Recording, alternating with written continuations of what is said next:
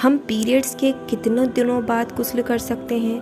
क्या हमें गुस्ल करते वक्त अपने प्यूबिक हेयर यानी प्राइवेट पार्ट्स के हेयर रिमूव करना ज़रूरी होता है?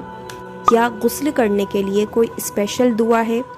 क्या गुस्ल करने के साथ साथ वज़ू भी करना ज़रूरी है, या गुस्ल करने के बाद अलग से वज़ू करना पड़ता है, या फिर वज़ू करने की नियत करनी ज़रूरी होती है?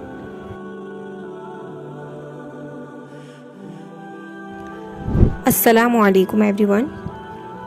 आज हम बात करेंगे कि पीरियड्स के बाद नहाने का क्या सही तरीका है ताकि हम पाक हो सकें। तो आइए वीडियो को शुरू करते हैं। गुस्ल के मीनिंग है पूरे जिस्म को धोना। गुस्ल कब करना ज़रूरी है? जब भी आप नापाक होते हैं तो आपको गुस्ल करना ज़रूरी होता है। इसी तरह पीरियड्स के बाद भी आपको नहाना ज़रूरी है ताकि आप पाक हो सकें और फिर से नमाज, कुरान और अल्लाह की इबादत कर सकें। अब हम बात करेंगे कि नहाने का क्या सही तरीका है जिससे आप पाक हो सकते हैं। तो नहाने के शरीयत में 2 तरीके हैं। पहला फ़र्ज़, दूसरा सुन्नत। फ़र्ज़ तरीका क्या है? तो जब आप नहाने के लिए बाथरूम में जाएं तो सबसे पहले आपको अपनी पूरी बॉडी पे पानी बहाना ज़रूरी है। एक बाल के बराबर भी सूखा ना रह जाए। जहाँ तक पहुँचाना मुमकिन हो वहाँ तक आपको पानी पहुँचाना है। फॉर एग्ज़ाम्पल, नाफ के अंदर, कान के सुराखों के अंदर और आईब्रोज़ के नीचे। और जेंट्स अगर चोटी बांधते हों तो उनको बाल खोल कर धोना फ़र्ज़ है।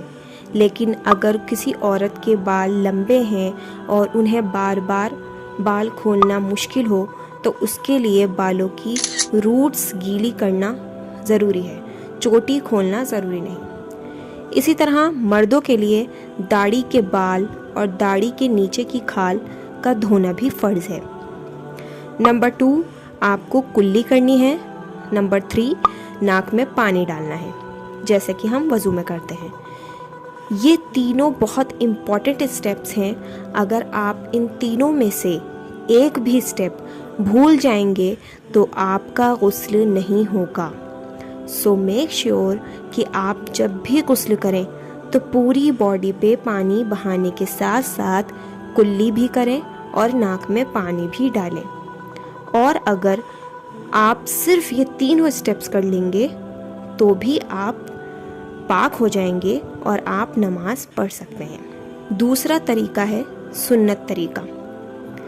जब आप बाथरूम में एंटर हों तो सबसे पहले बिस्मिल्लाह पढ़ें और फिर आप नियत करें कि आप पाक होने के लिए गुस्ल करने जा रही हैं। उसके बाद अगर बदन पर कोई गंदगी, इम्प्योरिटी लगी हो तो उसको धोएं। उसके बाद आप वज़ू करें जैसे कि आप नॉर्मल नमाज के लिए वज़ू करते हैं। फिर उसके बाद अपने प्राइवेट पार्ट्स को अच्छी तरह से धो लें। इसके बाद आप 3 बार पूरी बॉडी पर पानी डालें और अपने बालों की जड़ों तक अच्छी तरह गीला कर लें। एंड दैट्स इट, आपका गुस्ल हो गया।